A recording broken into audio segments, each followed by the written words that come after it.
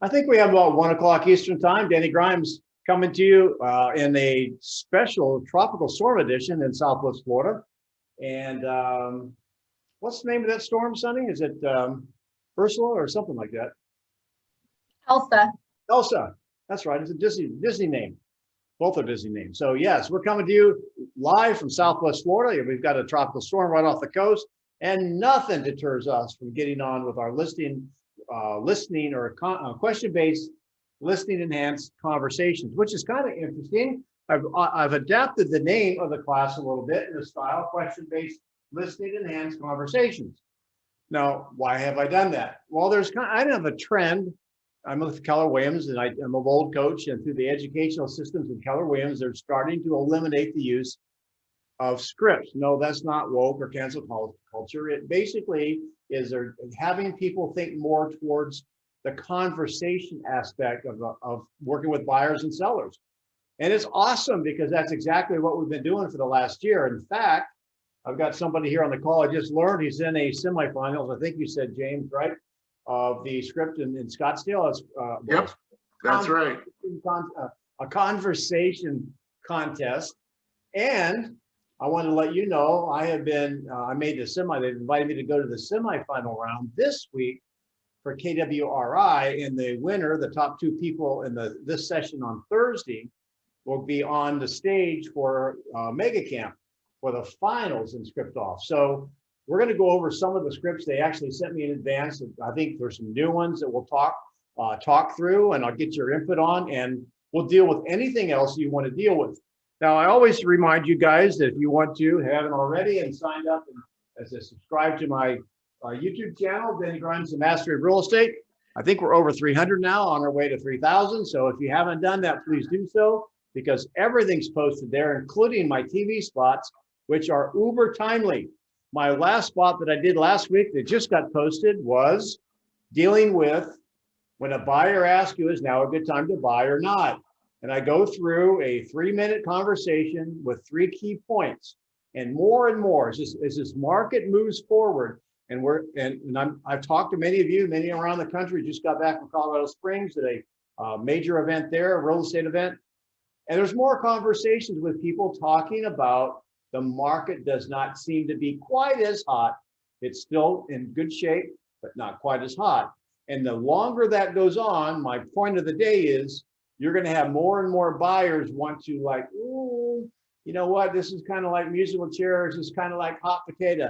Remember that little game? You should crank this little thing up and throw it around, and you know that's going to blow up in your hands. You've got to get rid of it fast. So buyers are starting to feel a little bit of stress that the market may be getting ready to tip. And so we have to be able to handle those types of objections. So anyway, that's my thought of the day. And we always have role play Tuesdays and Thursdays. I want to give props to Sunny, who's my co-host, and we welcome her. John McLeod, my director of growth in Naples, filled in last week, did an admirable job. In fact, I'm surprised you guys still have me back, because maybe you want him. So anyway, we're going to, my intention is to have the role play on Thursday as well. I'll be doing that from Alaska, because there's going to be a retreat for my wife's KCN group. So what I want to do is start with a brand new list of potential objections. And again, just so you know, and James, this may be helpful to you. And I don't know, you've got 90 seconds. So James is going to be in a script off here in a week or two, and he wants to get ready. So James, when you do your answer and scripts and you don't know what they're going to be, and you've been on this class the majority of the time for the last year, you're familiar with the model, right? Acknowledge, isolate, you plan, and then answer and close. Now, in your 90 seconds, do you plan on following that model? Yes. Awesome. So I'm going to let you lead off, okay? And we're going to give James the opportunity, and I welcome everybody else. Judy, Barry, Kevin in the Bay Area. Awesome. If you can, turn your cameras on. If you're not in a good spot, I understand. No worries. I just got a small group today. I'd love to be able to see you. So, James, you ready for your first one? And you're going to have 90 seconds. So somebody can hold Sonny, or somebody maybe can give me a timer. You ready? And you guys be the judge and give him feedback. All right? All right, so here we go. 3 minutes, right? No, 96, minute and a Oh, half. sorry. I appreciate the extra time, Sonny. Yeah, well, in Florida, we move a little slower. So all right, here we go. James, this is going to be the brand new, well, it's not new, it's a new on the class here. This is going to be some of the ones I may be looking at, and you might as well, you might be too. So the seller says to you, I want to wait for a cash offer. 90 seconds, go. Well, I can certainly appreciate that, Denny, but you know, there's a lot of other buyers out there that are really serious about trying to find homes right now. Why do you want to wait for a cash buyer? Well, cash king. Well, cash is king, but there could be other issues along the way. Let's say they tie up your house and then they, you know, wait for the inspection while they look for other homes. You know what I mean? So they could work you while they're looking for something else. I mean, you don't want that to happen to you, do you? Well, couldn't a finance buyer do the same? Well, they could potentially, but you know, we've already got them pre-approved and they're coming in with funds available. So they're more likely to be someone who's looking to buy a home to live in. So you'd rather have someone to buy your home that's going to live in it and stay in it, not just an investor, someone just looking for a quick deal, right? Are you saying cash buyers want to live in the home? Well, some do, some don't. There's a lot of investors coming into the market right now. Would you, I feel like if you went with a cash buyer, what do you think are the pros and cons of a cash buyer? Well, the other agent said he would be I'm looking. done. You're done. 90 seconds. Okay. Is that Crystal? Tipton? Is that you, Crystal? I mean, I don't know if that's a different name or whatever. So I see some new faces. So any input? So James, we always start in role play. How did you do? I think I started out pretty well, but went off the rails. I kind of lost my through line of where I was trying to go with the cash buyer. So I got a little foggy halfway through. All right. Any input from the crowd? How do you think you did? Any input, what you liked? Maybe what you would have done or said differently? Come on, folks, speak up. Got to help me out here. Yeah, he's in training, and we're all in training, right?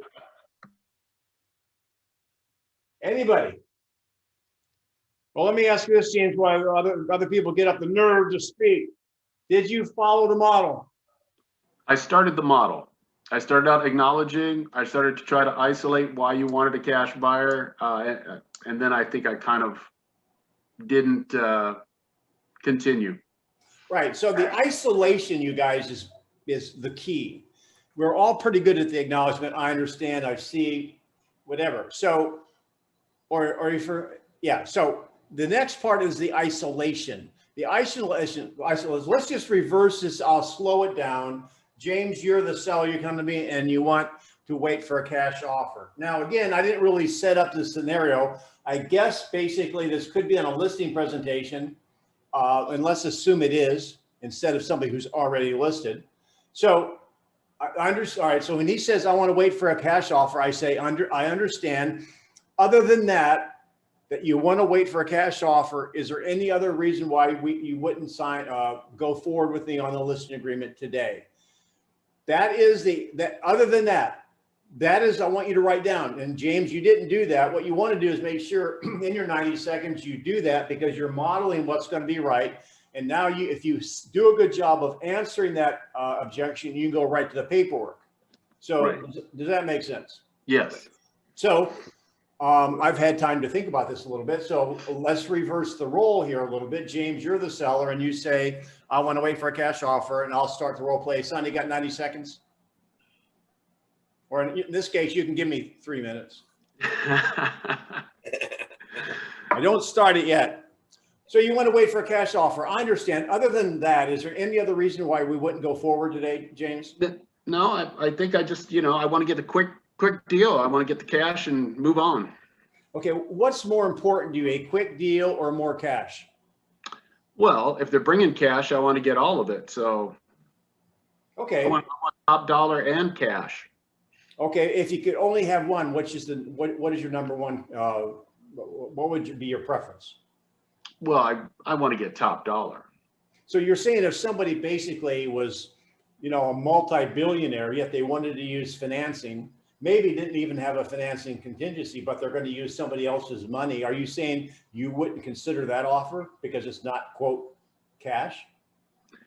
Well, no, if it was top dollar, I would definitely consider that. But, you know, I feel like, you know, there's a lot of cash buyers in the market and they're going to bid up the house anyway. So let's get top dollar and move on.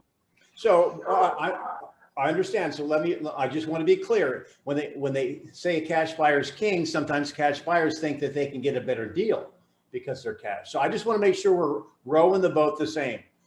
What's more important, the best offer that gives you the most money or a cash offer? Well, if you put it like that, I'd really rather have the best deal for my home. So I want to get top dollar. So at the end of the day, that's most important. Then last question, wouldn't it make sense to have us look at everything and make sure we get the best top dollar and regardless of how the buyer's paying for it? Time. Absolutely. So any difference there? Yeah, absolutely. You found the through line that I was missing on the cash versus the, you know, an finance buyer.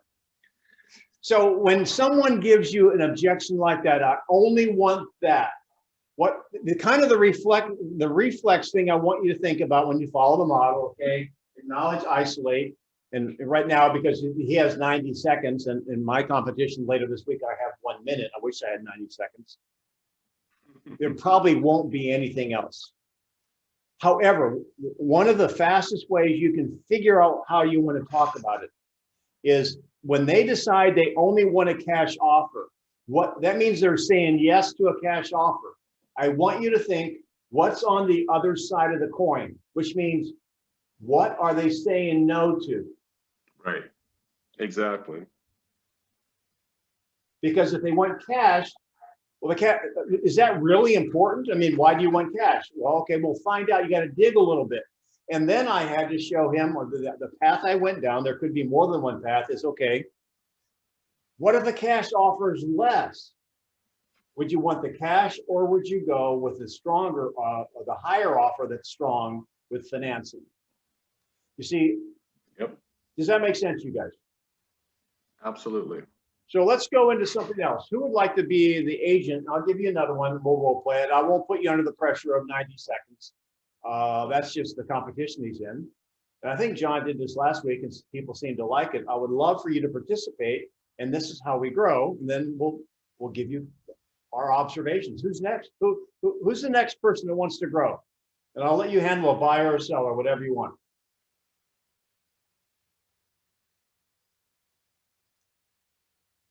How about Mary Torres?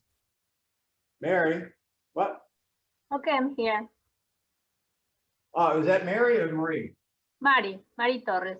All right, Marie. All right, so you want a buyer or seller? Seller. All right, here we go.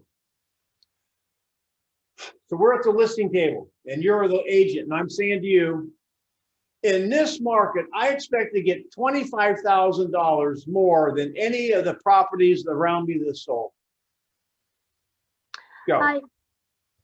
I completely understand that. And Stop. What a great acknowledgement. That's step one. Beautiful. I'm sorry, keep going. I totally understand that in this market, the homes are selling for more. Let me ask you something. If you get the $25,000, then you will move forward and accepting an offer. It has to be at least $25,000 more. So are you saying that you can give me $25,000 more than these other sales? What I'm saying is what you can expect. And what I'm saying is you will get multiple offers. And my job is to drive up the price. But what I want, I've got a question. So you said I'd get multiple offers, right? yes. Are you sure? You promise? Well, according to what we went through, the market analysis and the price that we agree on, we will get multiple offers. Now, in the end, the price that you decide to accept will be the highest and the best price, but you will decide. I cannot assure you that it's going to be $25,000 more, but you will get multiple offers and you'll see. Well, I like you and I like your company. However, the other agent I talked to said that we could get $20,000, actually $25,000 more Time. than these other homes. Oh, you said time. Time. No, I'm not putting you on the same time, no. Oh, okay. I'll give you a little bit more time. That's okay. I understand that, but I gotta be honest with you. The buyer is the one that is willing to pay for the price for your house, not me. Is that agent going to buy the house? It would be the buyer, right? So do you want to deal with an honest agent, or I don't want to be somebody that promised you something and not deliver? And you want to work with an honest agent, right? Well, I certainly respect that. However, the other agents seemed pretty sincere and pretty determined that they were going to add $25,000 to it. So if you get a promise that I will get you $25,000 more, you would go with me? Is there any other than that that will stop you from signing a contract with me? I wondered if we were going to get to that point. That's the isolation, right? Well, if you can guarantee me $25,000 more, I'll go with you. Again, I want to be honest with you. I am not going to be the buyer. What I can guarantee you is that you will get multiple offers and you will choose the highest price from where we get. That's what I can guarantee you. And I can guarantee you that I will deliver what I promise, because you want an agent that is honest with you, not somebody that promised you something that will not deliver. All right, well, good. We gave you an extra minute there. Nice job. How do you think you did?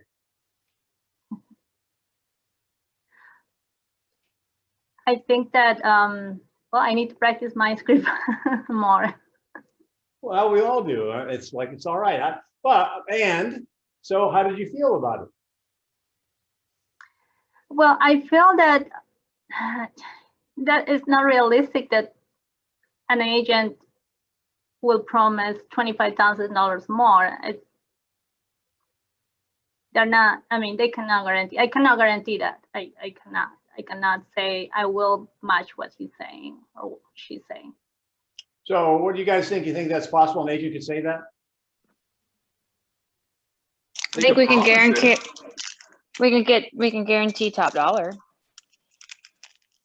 Yeah, we can, yes. However, another agent can say, well, yes. All right, so y'all, come on now. What did you hear? Where are some opportunities? Because she did a lot of things right there.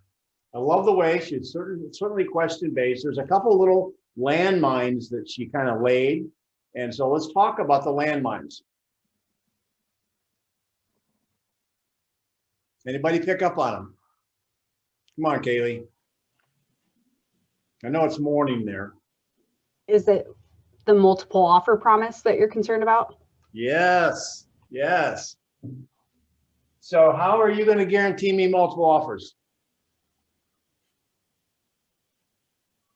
I probably would have tried to say something like, it's average in the market right now to see multiple offer situations, and find a way to not promise it so that we're under promising and over delivering. There's only one way you can guarantee multiple offers. What is it? Price it low. There you Price it go. low. You got to price it low. You take every listing out there. If you get a low enough price, maybe $1.50, $2, maybe $4 if you're in California or Canada, I guarantee you, you'll get multiple offers. So getting multiple offers. So just be careful of laying the groundwork. Again, you're in this business for a real long time. I've learned this lesson the hard way. Just when you think you understand what's going to happen next, somebody puts another quarter in the jukebox and another song comes on. So be careful about promising that. I think you did a good job. One more little minor thing, and this is kind of a pet peeve. Nobody else probably picked up on it.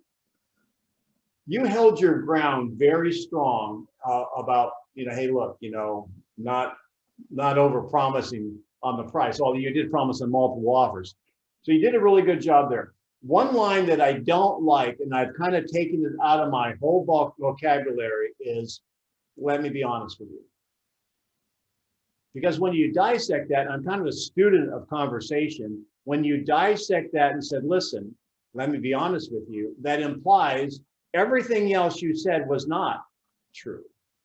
Now I'm telling the truth because I'm telling you, let me be honest with you. I know that's not what we mean when we say it. However, does that make sense to you guys when you hear that? That's one of those weird things that, you know, I'm working on my team about using the word contract because I was taught never to say contract and never sign the contract. It's agreement paperwork on, are you endorse, authorize, or approve? You never say sign, you don't say contract, blah, blah, blah. So that's another one of my little pet peeves. Kind of weird too, even in Florida, people, my wife thinks I'm weird. I've been selling for a better part of almost 40 years here. I never wear sunglasses. And I sell property outside all the time, right? It's always sunny here. Not like Portland, either one, Maine or Washington, Portland, Maine, Portland, they're Washington, yeah. So because I want people to see my eyes. Again, it's the little things. I'm not saying don't wear sunglasses because it's not good for your eyes not to wear them. That's just where I come from. Any other comments on that quick role play? I wanted to say that you can say we are the interpreter of the market. We cannot predict the future. We can do the heavy lifting, but we cannot promise anything. The word promise for me, it's kind of, sometimes it's not, I don't know. I'm trying to avoid the word promise in any circumstances. Yeah, that's a good rule of thumb. That's Lilia, right? Lilia? Anyway, I wrote down something along that line in my journal today. I shared it with my group this morning. I like the way this guy said it. When somebody asks me a question about what is going to happen in the future, you can write it down if you want. You can reword it because this is worded a little bit awkwardly. However, this is what he said. I solely try not to be in the predictive business. You might simply listen. I'm not in the predictive business. And that's a very great way of saying, I don't know what the future is going to hold. If I did, I'd buy lottery tickets for a living. So if you want, Sonny, will you get the clock ready? And Mari, will you be the seller? I'll be the agent, right? Are you good? Yes. Okay, now you're the seller and you're going to say in this market, I expect at least $25,000 more than the comparable properties in the area. Okay, so start, Sonny. So I understand that. So are you saying that if basically we position your home in order to attempt to get $25,000 more than the other homes, you're ready to move forward with me today? Yes, I am. Well, yeah, if you promise that you will get me that number, I will. Well, other than that, is there anything else keeping us from doing business? No, that would be the only thing. So when you say promise, define promise for me. That you will get me a buyer that will pay $25,000 more on the property. What if I could get you to buyer to pay $100,000 more? Oh, that would be even better, of course. Okay, then therefore we have to list your property for less. Is that okay? Okay, but that means that if you're gonna list it for less, I might get less money for my house. Ah, so now I want to find out what's more important to you, how much you sell it over your list price or how much you sell it for overall. Yes, and you know that I want to sell my house for $850. Really? All right, so that's time. Yep. That's fast. 90 seconds, right? No, it's three. No, it's okay. So all right, let me finish. I'm going to stop right now. You see what I did? You've got to get them. That's no different than I want to wait for a cash offer. What's the other side of it? I want $25,000 or $50,000 more than asking price. Well, I gave her a question that made her think like, well, why not get $100,000 more? And then you show them their folly. Well, then what we have to do is list it for less. Well, I don't want to list it for less. I want the most money possible. Bingo. So what you're saying, what's more important to you, selling it for the most money possible or selling it over asking price? You guys see the magic in that logic? That's a very logical question. You're getting them to look at it differently. Does anyone want to role play that any further? Denny, would you bring in what if the market says no? I'll put it at any price you want, but what if the market says no? Are you willing to come down? Well, that's yes, and however, she was still at promise. Promise to get, so to go into what if the market says no, that would imply that if I haven't covered the fact that somehow I've promised that number. Now that would be where I'd go once I got some sort of a little bit further. I wanted her to get off the base of wanting X number of dollars over asking price.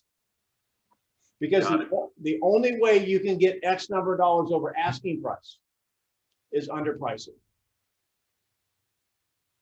Now, if they want to overprice it, now we'll go to that, James. So I know you're showing me the past sales here, James, are around $400,000 to $450,000. I want 500. Now you've got 90 seconds. Okay, Danny. Well, if we can price it at 500,000, even though the comps in the area don't support that. Slow down. Okay. Okay, Denny, that's great. We can certainly do 500,000. Let me ask you, why do you want 500,000? No, where's the isolation? Start again. Okay, that's great, Denny. We can do 500,000. Let me isolate. So is there, other than that, is there any other reason why you wouldn't list right now? Nope, not as long as I get 500,000. Okay. And Denny, let me ask you something. If we put it on 500,000, what are you going to do if the market says no? Now that is an appropriate spot. Well, what do you mean? Well, I mean, I can't control the price. The market controls the price. We can put it at whatever we want. And then what we'll see is we're going to have one of three outcomes. You're either going to have little to no showings, or you're going to have showings but no offers, or we're going to get the home sold. So in order to get to where the fish are, we might have to lower the bait. So if we put it at 500,000 and it doesn't sell, that tells you, right, that nobody is willing to pay 500,000 or above. So we know that the sweet spot is slightly below that, correct? All right, so that's about 90 right there, Sonny, right? Okay. Now, that was an appropriate use of that. So there was a lot there, though. I know you're doing it 90 seconds conversationally for somebody who's never heard that before. You got to remember, you've heard this over and over and over again. Oh, here's my point. I just had these like V8 moments. You guys, whenever you hear one of the objections, James, in real life, but rest of you guys, let me ask, so answer this question. Talk to me. How many times have they thought about that objection? You're talking about the seller or the buyer? Seller or buyer. When they give you an objection, how long has it been in their brain? How long have they thought about it? Just guess. Probably since they went to put the house on the market. They've looked around, they've figured out what they want, and they're stuck on that. Maybe, or it may be something that popped into their mind in the last 24 or 48 hours because they watched the news segment. Would you not agree that everything that we're working on, the top 5 or 10 objections you can get from a buyer or seller, we can anticipate, yes or no? Yes. My question to you guys is, if we know it's going to come, there's 5 or 10 things that may come up.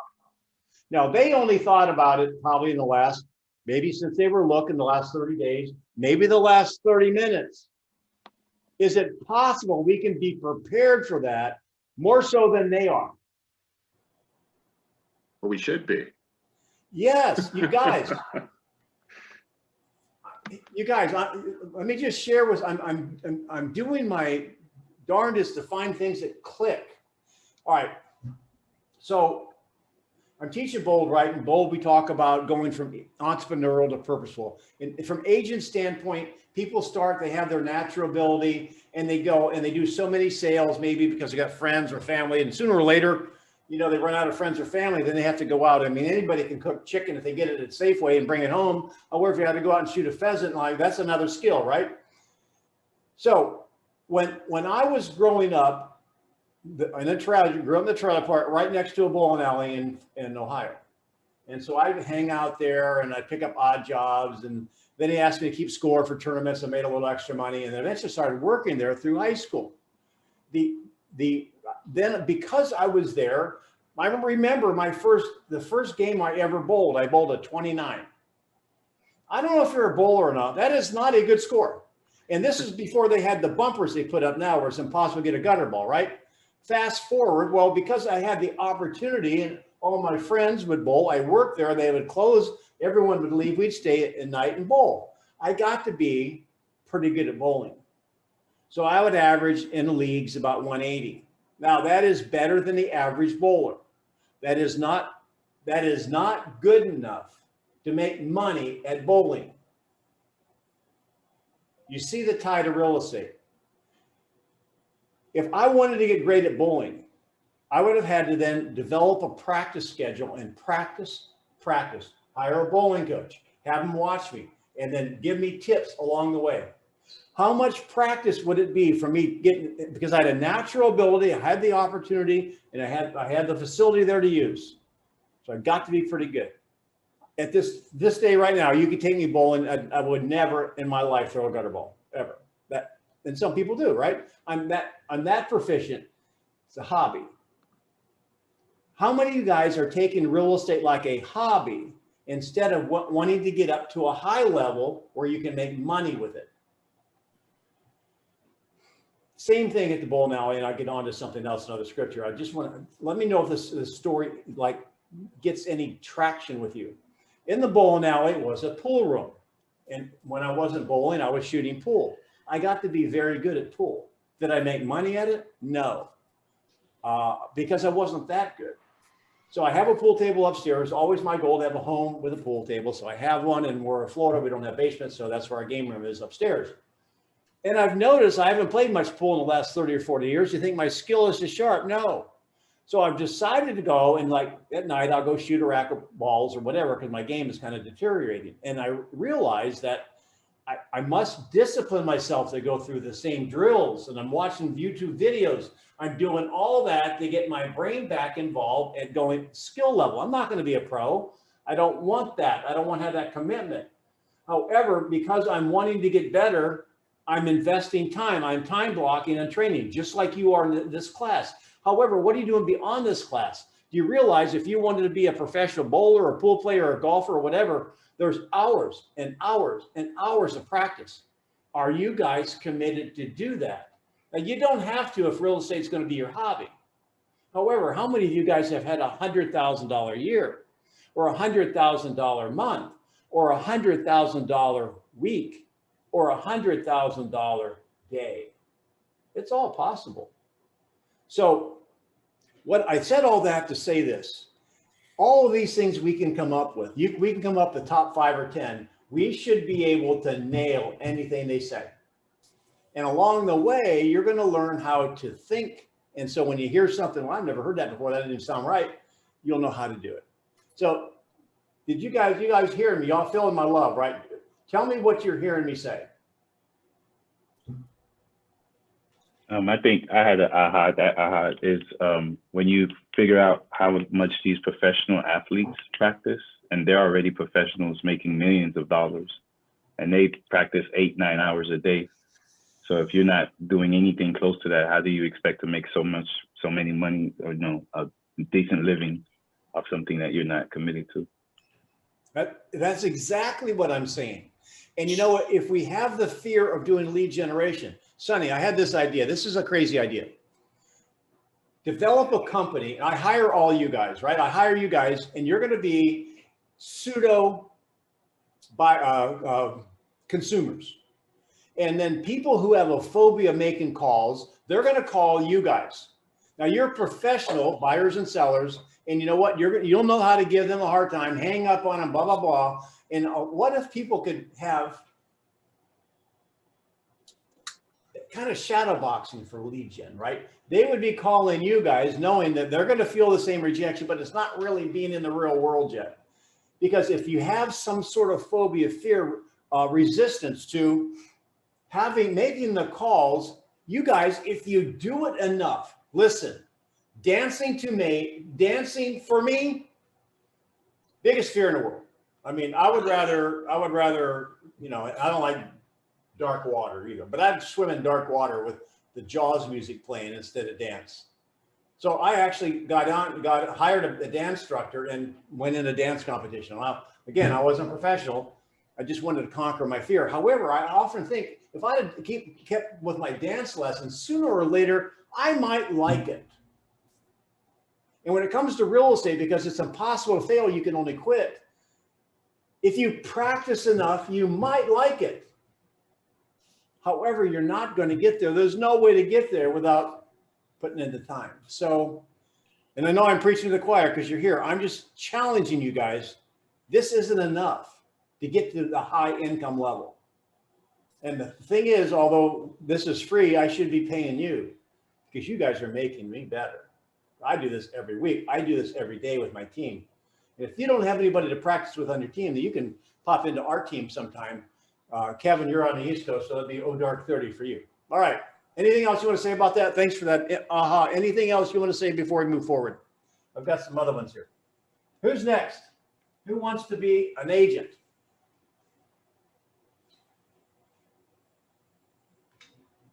Moses, come on. You're hiding behind your camera. I'm sorry, there's something wrong with my computer today. It's been frozen the whole time and it's kind of dark. Oh, I love that movie. Can you, so I can't see you. Yeah, I closed it because I can't see you either. Can you do a role play?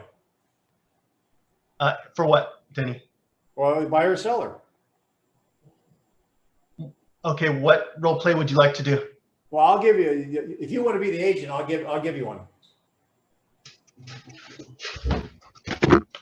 Sure, go ahead. Good. I thought you fainted there for a minute. So, all right, sorry. You're the agent. I'm the buyer. And this is something you're going to get. So everybody listen up here. Let's give Moses feedback. Thank you for volunteering.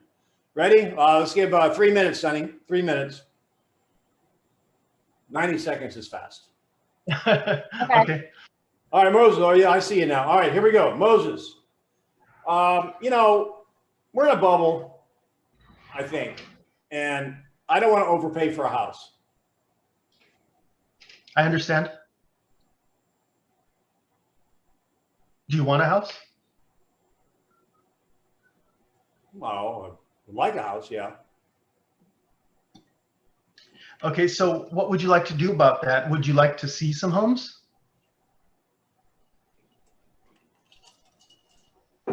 If I can find you go ahead.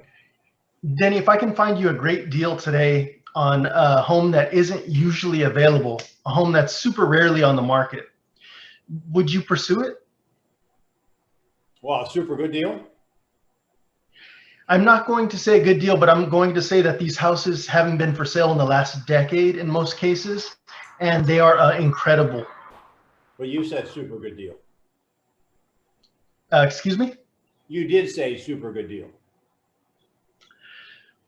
For these particular homes, being that they're not available, it's just a matter of being able to get the home or being out of stock. Is this something that you'd like to begin looking into? If I can find something you're interested in, would you like to move forward? Well, that's fair, yes. However, I think I just don't want to overpay, Moses. Okay, well, I can work with you on that, but I can't guarantee that you're not going to pay the market price because there's so many other buyers out there and so much competition for a buyer. But I can definitely do my very best to coordinate you having a chance. Is that something you'd like to look into? Well, I mean, I'd rather not waste your time or my time. So can you just find me a good deal? I'm in the same position as you. I don't want to waste your time or my time, but I do want to get to you a good deal. The question in the very end is just going to be whether you want the property or not. Okay. So, you know, Send me some. And I'll tell you if I want to look at it. that sounds great.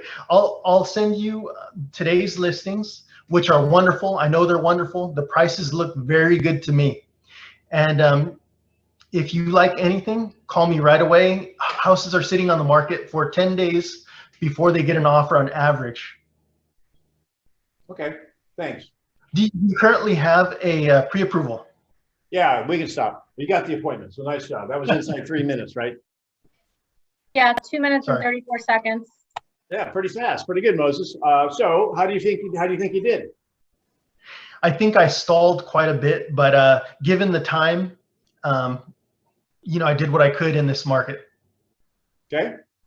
Anything you would like to go back and have Groundhog Day on? I would like to be a little smoother. Like I like the second appointment much better because I kind of know what I'm walking into. So I see a lot of my teams here. Any input? We do this. Hey, we do this on our role play every time, and every morning we do this. So anything you heard? Yes, I would ask the question, what is a good deal? Ah, yeah. Nice. You're Also- welcome. You're welcome. You're welcome, Dad. Also, other than that, what else are you concerned about? Yeah, we keep. I know this is not probably what you were taught. That's why I have it up here. Again, what I would love to be able to see you do is follow the model. Everyone acknowledges. However, the reason you don't want to start answering the objection, it's not unusual. They have more than that. So again, James, when you do your competition, I want you to do that and demonstrate isolation. It'll only take you 10 seconds. Plus, it gives you some time to think. So any other, what else, you guys? What did you hear? I wasn't attempting to be too difficult. I wasn't attempting to be easy. Go ahead. I had an appointment last week, and I felt that the unloading and unpacking. Did you see that in our 2 minutes and 30 seconds? I did not sense it. Okay. Did anybody else sense it? Moses. Yes. Moses, I didn't sense it, but I know you said that you wished you would have been a little smoother and stuff, but I felt like Yeah, that's what I was referring to. Yeah, when you are pausing and stuff though, I feel like it's okay because it gives us the sense that you're actually absorbing the information that Denny's giving back to you. So we don't always need to be focused on the response. We need to make sure that they feel heard too. That's an excellent point, you guys. Don't be afraid of silence. You guys are pretty good at this, and my team has worked on it enough. Many times when we're nervous, what do? We kind of, when the people start talking, we think we know what they're going to say. We're anxious while it's still in our mind. We want to respond to it. And you see it happen every now and then in a role play that will actually cut the other person off. Now, I do that with my team all the time. However, I think I can. Probably I shouldn't. However, I've trained myself to slow down and make sure I listen. So let's take Sonny 3 minutes, and I'll do this again. Moses, will you please be the buyer? And we'll just reverse it again, just to show you another thing, another style, and following the model. So you say to me, hey, we're in a bubble. I don't want to overpay for a house. I understand, Moses. I understand you don't want to overpay. Other than that, is there any other reason why you wouldn't step into this market and start building equity? Well, my family is giving me other advice, and I think I want to just slow down for a minute. Okay. Now again, we have a 3 minute. Now you just give me another one. That's okay, because that's real world. So other than not wanting to overpay and you want to listen to your family, is there anything else that was keeping you from starting to build equity? No, I agreed to talk to you, and I'm very happy that I did. Okay. So let me ask you this. There's 2 questions I have for you. What is the advice your family's giving you?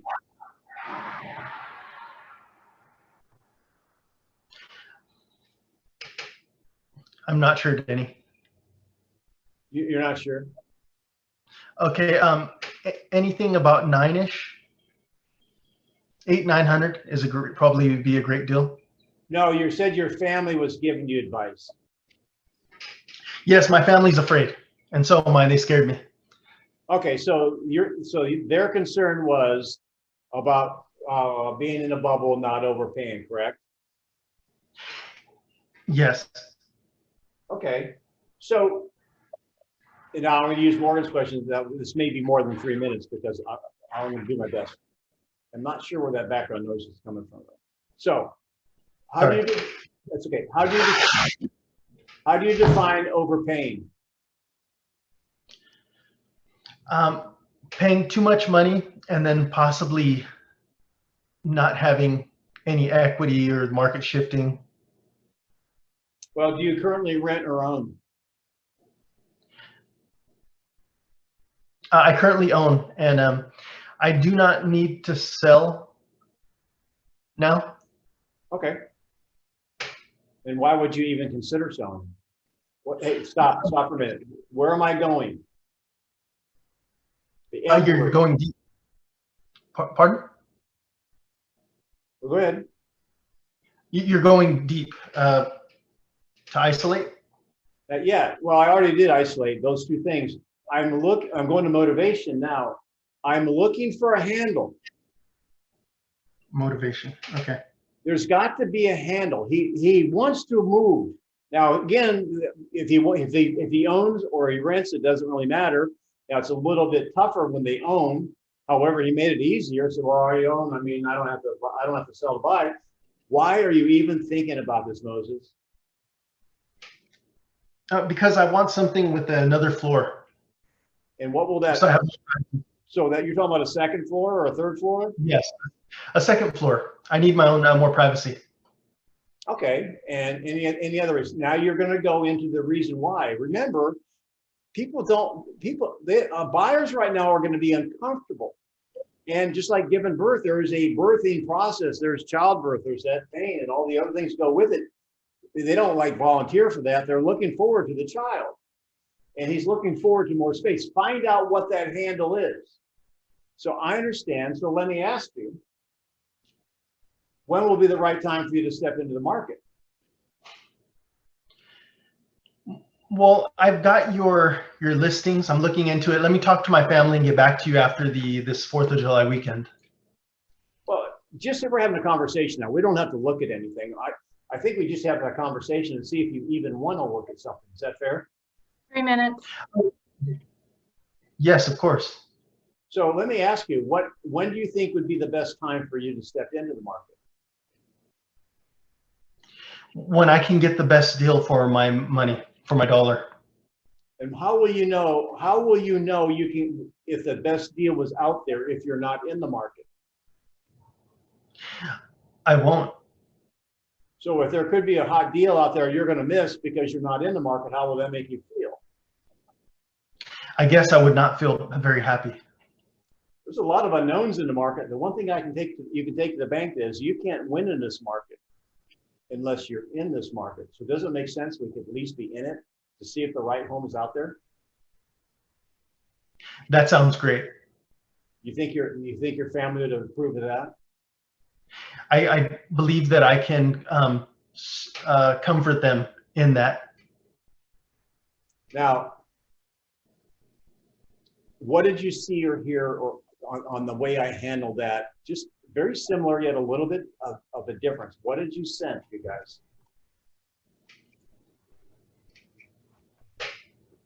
You created the sense of urgency on missing out on the winner's market for him. Yeah. Okay. He won't win it. If he's not in it, right?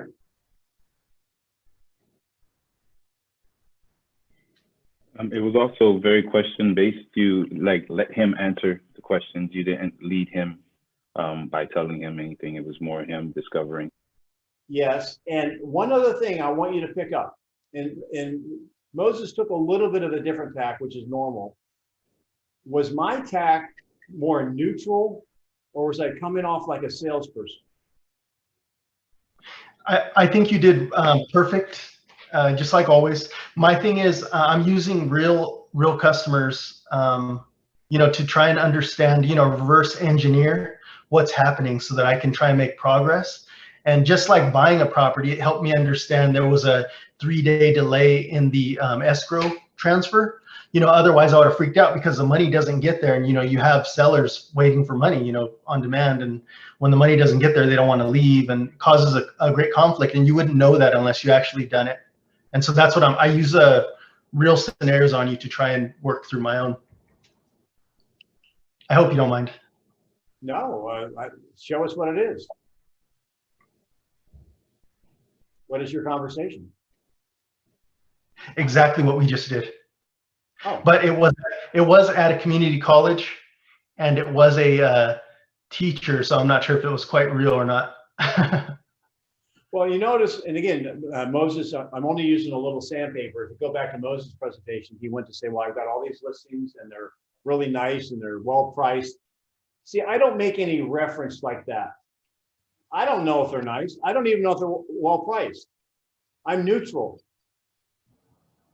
If you're neutral and you can ask questions and maybe direct them into, again, I was only getting him to a point where he didn't want to step into the market because he doesn't want to overpay, to at least, you know what, maybe there's something out there that he'll like. He'll have that second floor that he won't overpay for. Now, have I overcome the whole objection yet? No. I've just moved him from not wanting to look to at least be curious. Now, I still have some more work to do, and you would have some more work to do to determine if this buyer is going to be realistic enough, because maybe their idea is like 50 cents on the dollar or some crazy thing like that. So I felt like it was a success because I moved him from, my family says, no, I don't want to overpay. So you know what, maybe it's out there. Maybe we should consider it. I don't mind sending listings to people over the phone. Now, it might get a little weary taking them out for 7 days or 17 days in a row. I think my daughter's got somebody like that right now, and they're unrealistic. So we got time for another one. Who's going to be our last contestant? Again, might win a couple tickets to Greece. Come on. How come I don't have all these cameras on? Guys. T, you ready? Another James. So who's up? T or James? Who wants it? I can do it, Denny. Al, you got your camera on? Can you do it? I can put it on. Yeah. Where'd you go? You in buyer or seller? Actually, it don't look like the camera's working. That's okay. We know what you look like. Buyer or seller, Al? I'll be the buyer. You're not going to be the buyer. You're going to be the agent. Okay, I'll be the agent. All right, you're the agent. You be the buyer. You want me to be the buyer? Yeah, I'm the buyer. I want me to be the buyer's agent. Okay. You're the buyer's agent. All right. Hey, listen, Al. You sent me these listings. Hey, you got to be nuts. You got to be smoking sweet and low. I can't afford anything close to what I want near my kid's daycare. Besides the location of the properties forwarded to you, Denny, is there anything else that would be a consideration in the search we're doing? Well, one of the things that's really important to us, we're an apartment complex. It's not far from my kids, our kids' daycare, and we want to be close by in case they need us. So these properties you sent are way out of our price range. And what price range, Denny, are you most interested in being at? Well, the ones closest to my daycare, they were like 500. We want to be in the 300 range, but we don't want to live where the $300,000 homes are like, 15, 20 minutes away. We want to be in that area over by my kid's daycare. Do you and your wife work from home? Well, we go back and forth. We can do both either way. Are your jobs in an area that is close to that daycare? Yeah, we're not far away, 5-10 minutes. Okay. If we expanded the search closer to where one of your job locations are? Would that be helpful if there's something in that price range you're interested in? Well, I think that, the search you gave me was in a perfect geographic area for our daycare and where we work. So you were listening on that, Al. However, it's not in my price range. What if we expand a search to include townhouses or patio homes? Now, that's an interesting, I'm going to step out of role just for a second, so this isn't on your time. An interesting way of doing that. However, we ask questions. That could be a great question. Go ask the question. Denny, one thing we may want to consider doing is opening up your search parameters to other types of dwellings within that search area, to townhouses or patio homes. You remind me of my dad. That was another statement. Like, he never asked questions either. He just told me. So what would be the question? Would a patio home or a townhouse be of interest to you? You see, isn't that kind of a little bit better? Because Yes. I don't know. I mean, I hadn't even thought about that. Are there townhouses and patio homes that in our price range, that close to the daycare? Well, I can easily do a search and send them to you, but most generally, townhouses and patio homes are less money than dwellings. Probably the biggest difference is the lot size. Anyway, all right. So I took a little of your time. That was probably within 3 minutes. So what do y'all think? How do you think you did, Al? I think I did okay. Where could you have done better other than ask the question? Well, ask that question definitely, obviously. Any thoughts from you guys? I think you would ask more of what do you want in the home? Like, what are you looking for? What home do you want? Okay, if these are too expensive, what do you want? And try to find out more of what, maybe we need 2 bedrooms instead of 3. Do we need something smaller? Then working toward the condo. Yeah, that would have been a good, that could have been an intermediate step, sure. What What do you want to give up? Go ahead. Keith? is what's more important to you, being close to your kids' daycare or the type of home that you live in? Now, that would be the basic thing right there. What's going to drive the decision? Proximity to the daycare or the quality of the neighborhood or the price range or whatever. And then, okay, so let's say, all right, so Keith, stay with me for a minute. Well, we want this, and this, and we want to be close to the daycare. Now, let's say that's unrealistic. Do you ever have unrealistic buyers? Now, what do you do, T? Well, of those 2 things, which is your priority? Which is the most important for you to have? No, we want this in a house and we want to be close to the daycare. Okay. And so, I don't know, Denny, how long are you willing to put off moving into the home that you'd like that's near your daycare? Is there any way that we could up your budget? Other than that, Denny, is there anything else that's stopping us from finding you that home? Okay, so there's the isolation. As we wrap this up, he was on the right track. When your buyers are unrealistic, what do you do? Break it down to the minutia. Well, I would do it like this. A T, you want this in the house and you want in that price range. It doesn't exist. And most likely it won't exist in the future. So we have a choice. You can continue to rent in the apartment complex you're in, or we can modify your criteria. Which one would be best for your family? I don't know.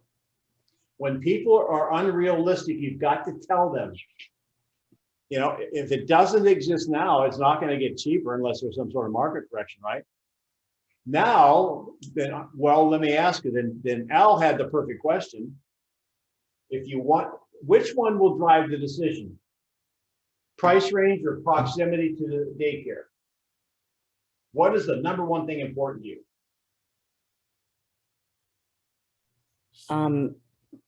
getting my family in the house that I want.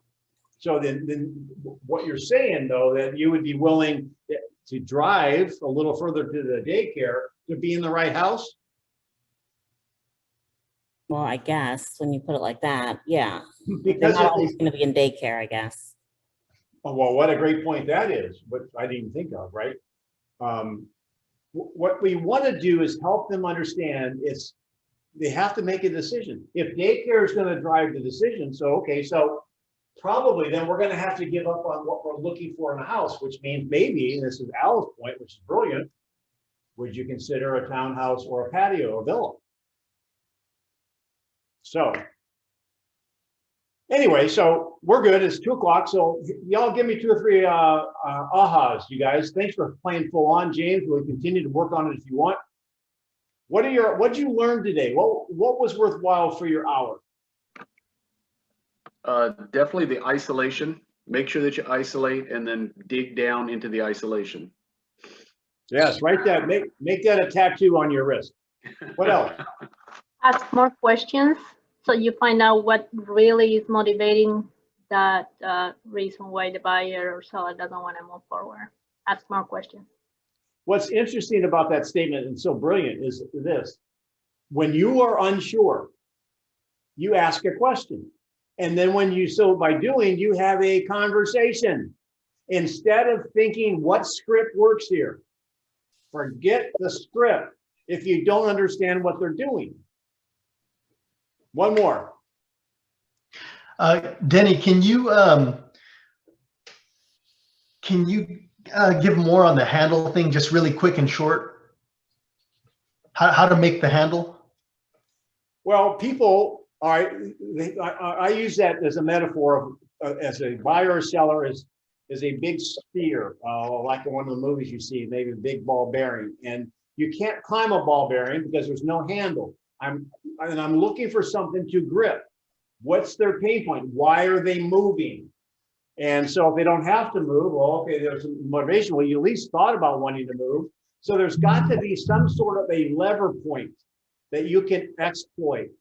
I don't mean that negatively. I mean, you can drill down there a little bit, because remember that people don't usually buy houses for kicks and giggles.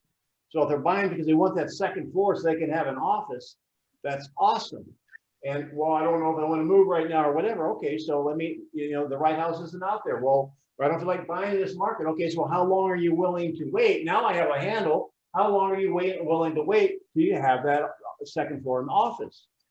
And if your family's growing, are you willing to stay in your apartment complex where your kids don't have a backyard for the next 5 or 6 years until something changes? So what I look for is some point to exploit and help them see the pain of not making the decision. That's what I mean by handle. And I trust that was a little bit better, shed some light on that. You guys are awesome. Make sure you go to my YouTube channel, Denny Grimes Mastery of Real Estate. You guys are awesome. My intention is on Tuesday, we'll have a class, and I do have one for the bold people. Many of you guys are in bold. That'll be Thursday. Today at 4 Eastern for the bold people, and Thursday at 4. Other than that, I will see you back for another practice session next Tuesday. Hang on. Thank you. Hang on, don't leave yet.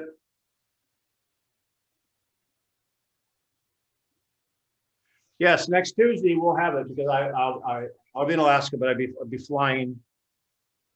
I'll be flying back. I think I'll be home by then. So y'all be safe out there, and if I can help you in any way, let me know. Send me an email, CoachDannyGrimes@gmail.com. Bye. Thanks, Denny. Thanks, Denny. Thanks.